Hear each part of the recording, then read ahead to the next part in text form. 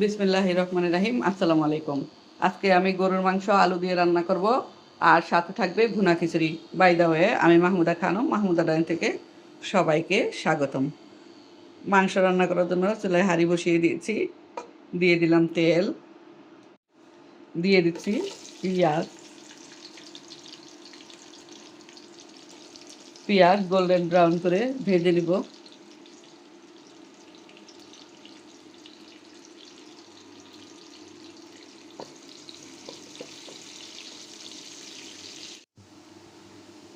Golden brown করে পেঁয়াজ ভেজে নিলাম। দিয়ে দিচ্ছি রসুন, রসুন বাটা।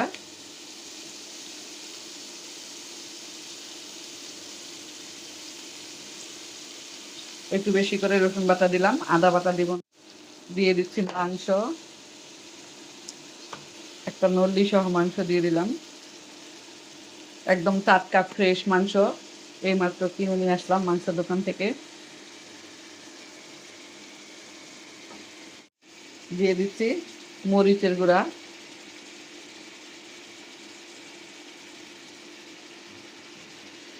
দিয়ে দিচ্ছি হলুদের গুঁড়া, দিয়ে দিচ্ছি ধনিয়া গুঁড়া 2 টেবিল চামচ, সরি এই ছোট্ট চামচের 2 চামচ ধনিয়া গুঁড়া। দিয়ে দিচ্ছি মাংসের মশলা।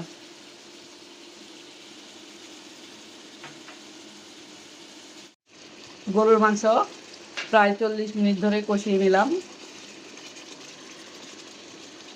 এ পর্যায়ে দিয়ে দিচ্ছি কেটে রাখা আলু।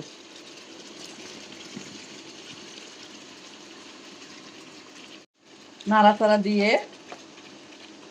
দিয়ে দিলাম। এখন আরো 10 মিনিটের জন্য ঢাকনা দিয়ে ঢেকে দিব।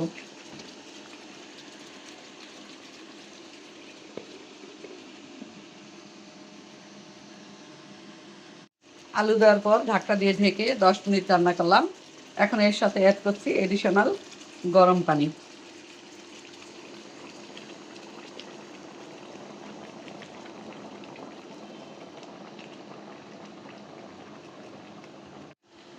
ঢাকনা দিয়ে ঢেকে আরো 20 মিনিট রান্না করলাম।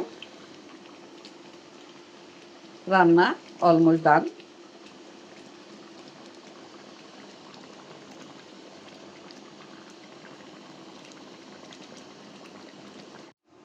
গরুর মাংস এই হাঁড়িটাতে ট্রান্সফার করে নিয়েছি, আর তার সাথে আছে ভুনা খিচুড়ি।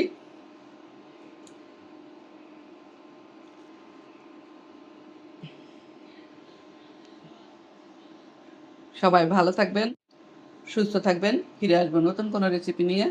আল্লাহ হাফেজ। আসসালামু আলাইকুম।